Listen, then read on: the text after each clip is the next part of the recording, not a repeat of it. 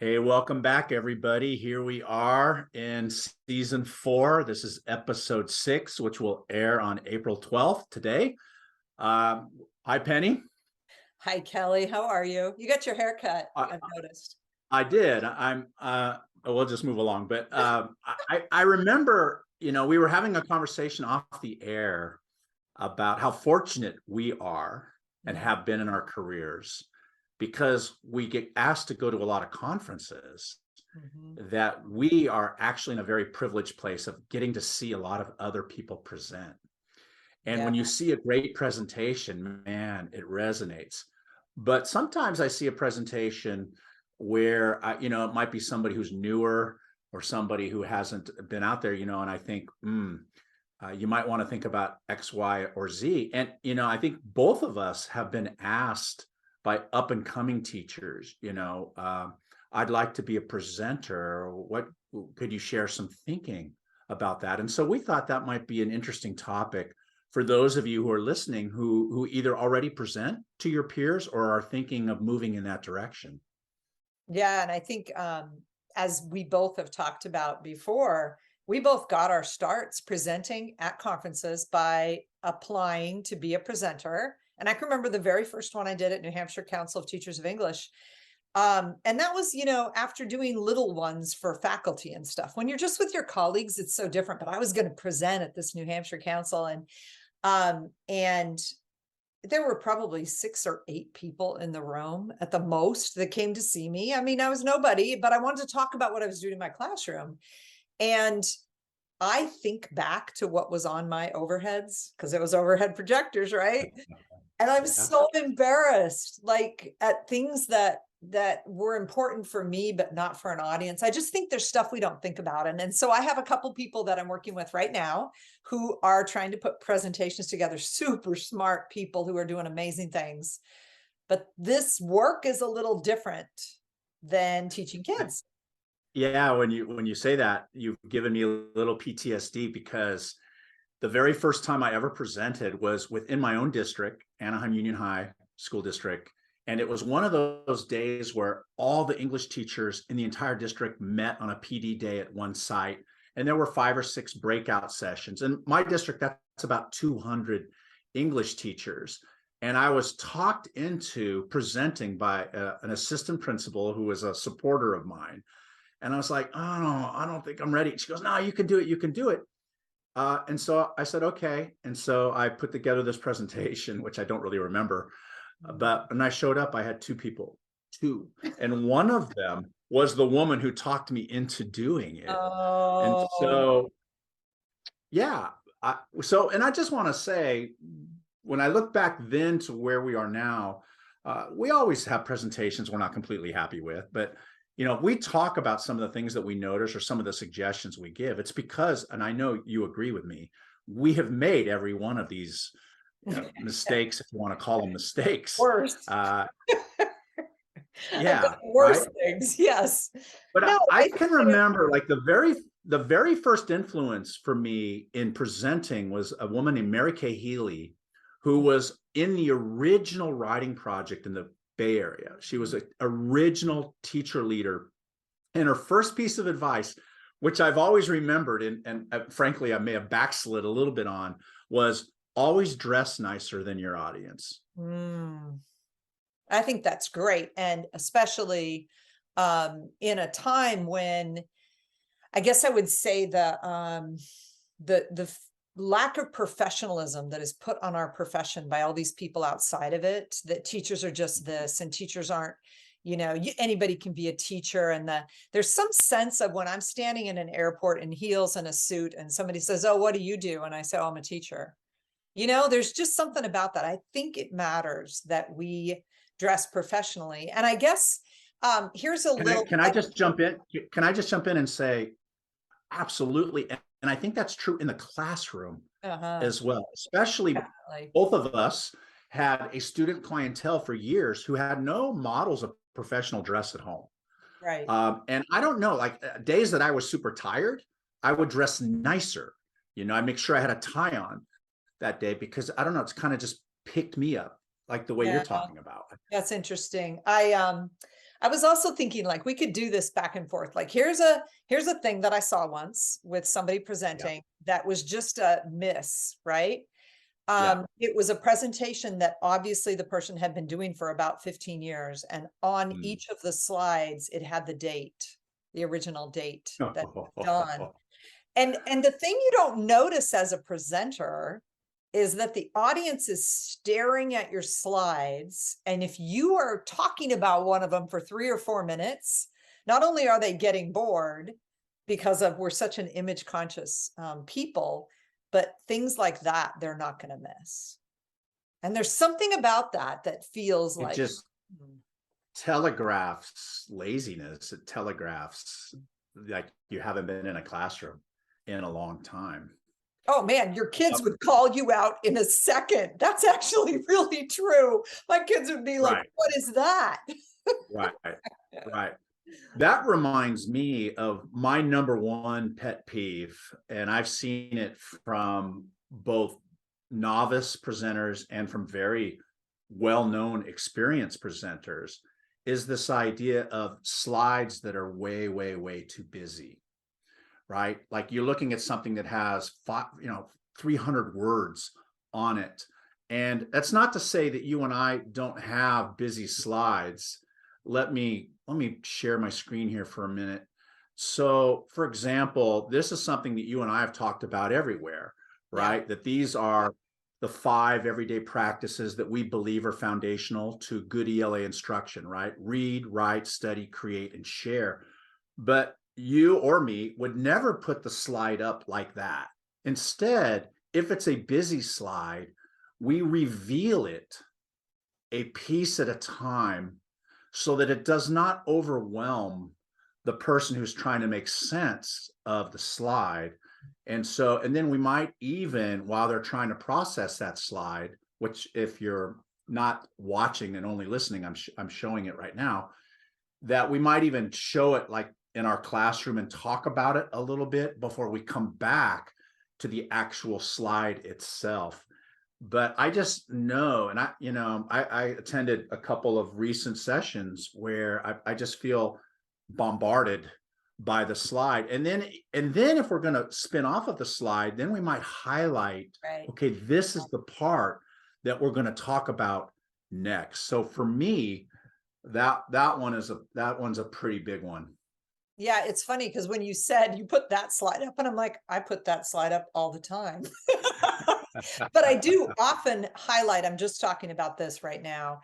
And it is the first time you show something, it's better to reveal it. The other one I think with that is that especially if you are going to make for example, 4 bullet points. And I just watched this at a presentation last month. And the person began talking and it was a really good information, but all 4 bullet points were up there already. So everybody's read through them and kind of half listened as they read through them. And then it really would have worked so much better to reveal them because each one came with a short little story that made more sense. And I think that's just, you have to remember that it's a lot for an audience. You and I once at NCTE, I can so remember you leaned over and went, there are a lot of things on that slide. And it was some kind of table because there were boxes filled with information. And you and I were sitting so far back that neither one of us could read any of it. Because that's the other piece, of course.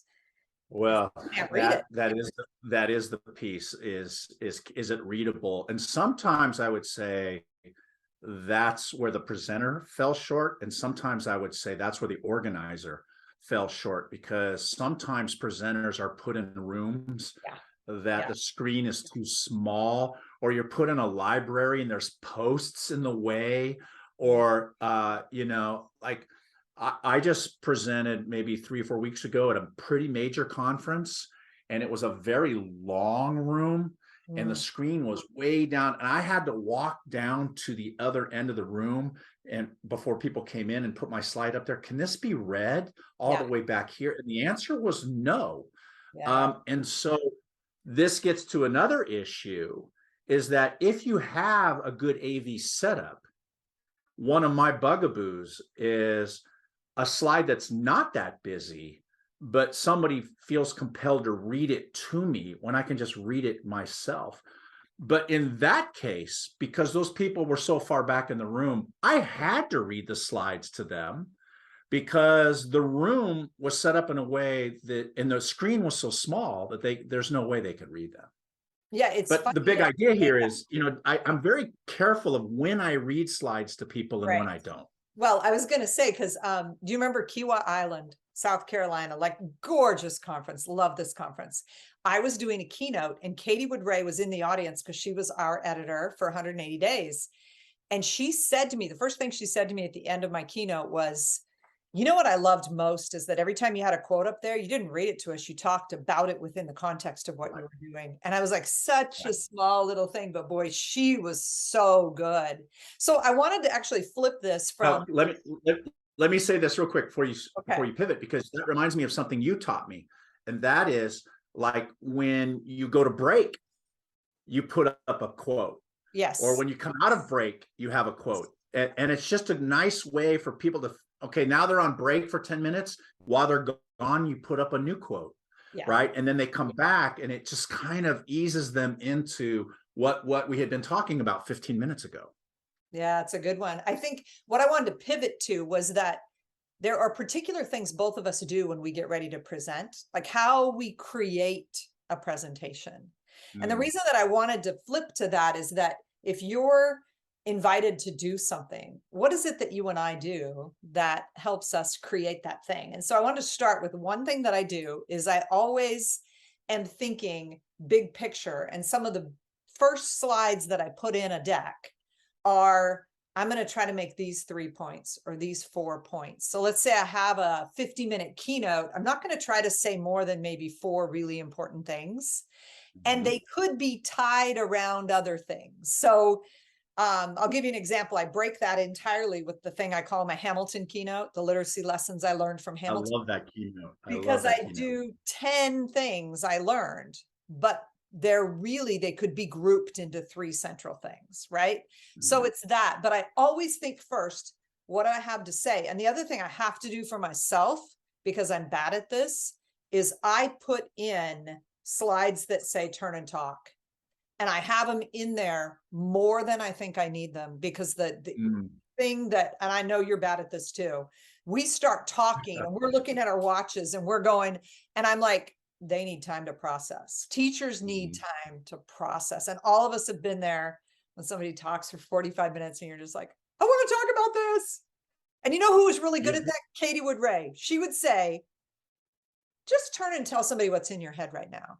And I was like, oh, I love that, right? Because I always wanted to talk. You're being very kind, because you know that one of my shortcomings is rush, rush, rush, rush. It's hard for me sometimes, as you know, that these people have been waiting a year for us or for me to be there, and they only have this much time, or whether it's an hour or a day. I just feel like I'm only here. I want to give them as much as I can. And you've been very instrumental in helping me slow down, that more is not more sometimes, and giving them that process time. Because you and I presented so many times. When we first started presenting, it was slow down, Kelly, slow down, Kelly, slow down, Kelly. And now when sometimes we're together, but sometimes when we're not together, I want you to know that your voice I hear is that still voice. in my head. Wait, When wait, I'm wait. So planning a present, can go I ahead. tell them about you and your slides? Can I reveal what it's really like to work with Kelly Gallagher? And this was a strength. When I started working with you, I'd never done this. I would do by time, like it's going to take me 15 minutes to talk about this. You would have slide number X to slide number X. Will take 8 minutes, 3 minutes for slides, this and this. Do you remember this? Because you don't do it as much anymore. It helped Yeah, present I together. used to do that. And here's what I would say to anybody listening to this. If you're at a presentation, forget our presentation. If you're at any presentation, and let's say it's scheduled on the schedule as a 75-minute keynote, what I do when I'm in the audience, I'm really tuned into those last 7 or 8 minutes, because, as you know, when we present, we often bring too much, and we are editing on the fly. Yep. And Always. whenever I'm in an audience and that person just sort of beautifully wraps it up with 1 minute to go, most people in that audience do not understand what just happened. Yeah. Right. And I just think that's a thing of beauty when I see other presenters do that. Okay. I'll So I also can say say one. Oh, sorry. Go ahead. that when I'm planning a presentation, of course, the big question is, what is it I want them to walk away with? It's sort of that Grant Wiggins TIG backwards planning idea. Like, what's the thing? Because giving a keynote is very different than giving a workshop, Mhm. right? And in a keynote, you want a big idea. You also, I think I want to frame it in a story, and I want to frame it either as a story that's something that happened to me, or I've done presentations as you have as well. Meet this kid, Mhm. For and sure. now let's look at where this kid is, and now let's do our thing, and let's end with the kid. I also want to make sure there's humor in there, or at least attempted humor in Mhm. there. But I would just say, generally speaking, when I first started presenting, I was like, well, who the hell am I? And sometimes I still have that feeling. Who the hell am I to get Sure. up and teach people who may already be fantastic teachers? And I think Mary Kay put this in my ear as well, and it stayed with me all these years. And that is, when I present, I don't look at it at all as I'm teaching. I look at it as I'm sharing. Mhm. I'm sharing my thinking. I'm sharing what happened in my classroom last week, right? And if I come to the presentation through that lens, I don't know, it just sort of eased my anxiety a little bit. Yeah. I mean, I could never assume I'm an expert at the kids in the kids that belong to these teachers in the room because we don't know them. They're not our students. But I've always been so struck by, can we just think about some things together? Because professionals think together. And that's what I Mhm. hope we can do today is just, I'm going to show you some things. But I'm also struck by the time question on its own. So I'm at a keynote once and I'm in the front row because I got there late and there was one seat left. And it's a super famous person. And just a minute before the keynote starts, and I know her, she comes down out of the audience and asks if she can use my watch. Now, I happen to be wearing the watch my husband gave me for our anniversary, but I happily give it over. She is, of course, using the watch because the number one thing is you got to stay on time. And I have Yes, blown that, but you have yes, to stay on time. And so yes. she takes it up to the podium. Her editor leans across the table to me and goes, "That was a mistake. She's taken two of mine and you're never going to see that watch again." And I sweated that whole keynote that I was never going to see that watch again. But here's what both of us have done when you're talking editing on the fly. I'm constantly looking at my watch going, I got 8 minutes. I'm going to skip that and I'm going to go to here. Right, I got to think of how I right. make that transition because we build it on all of these pivots, right? I give this chunk of information and I'm going here because I can pivot from here to here and it makes sense. And when I have to skip one of those, there's a lot in your head of like, how am I going to make this transition? Because I didn't plan on this one. But you're Exactly. definitely going for that. I'm getting close. I'm getting close. I'm going to end this. Um, Yes. yeah. And I think that people don't realize how much you have to pay attention to that. Oh, it's an ongoing calculation, ongoing, even in a 5 hour day. I It's an know. ongoing calculation. I would say this, though, and you reminded me of this when you talked about the timing. I don't do it as much anymore, but for years, I would just take a simple index card and I would fold it into a tent, and I would say, finish at 9:15, and I would just have it on the podium or on the table, so Yeah. that I didn't have to keep, okay, what time am I supposed to be, and I just would have it facing me. Nobody else could see it. Um, and that was always a nice little way to kind of keep on track. The other thing is, and your story about the watch has reminded me that, for example, there's been many, many times, and I know certain stories you've told me, where you're co-presenting with somebody, especially like NCTE, and everybody gets 25 minutes. And then and you're second, and the first person goes 32 minutes, Right. and you're sitting there sweating, going, okay, what am I going to cut? That Mhm. there's sort of an etiquette that that you agree upon how the time is going to be distributed and you stick to it. Yeah, I think that is a particularly hard one. You know, I was just at CCIRA in February, and at the I had in my head my workshop ended at 9:45, and right as I said turn and talk, this woman comes up from a table and she goes, "I didn't want to interrupt you, but your workshop ended 8 minutes ago." Right? And it's one of those where you go from here to 15-minute break, and I was like, "Oh my God, you guys, go out! You got your break time." But it is so hard to remember. They all are going at different times, and I love that strategy. I need it more. I'd write it on my hand so I wouldn't miss it. Have you ever done the opposite where you go, okay, I'm at my time. Thank you. And then somebody comes up and goes, you have 20 more minutes. Oh, I did it NCTE with Tom Romano and somebody else in a big presentation where I was rushing us to get there, and they were Yeah. like, "Actually, you got." Yeah.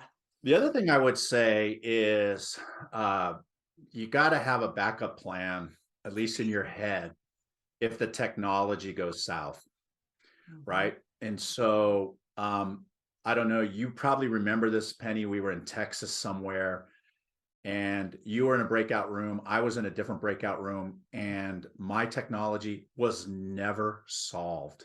Yeah. And so I had to do 75 minutes with one handout, Yeah. which I did. But you have to start thinking about, okay, if things die, what's sort of the backup plan here too. Yeah, it's never prepared for that. Jim Burke told me a great story once where his computer died in the hotel room the night before the presentation. The next day, he did an entire day with one transparency and one pen. And I said, "What did you do?" And it's that famous thing I told you years ago.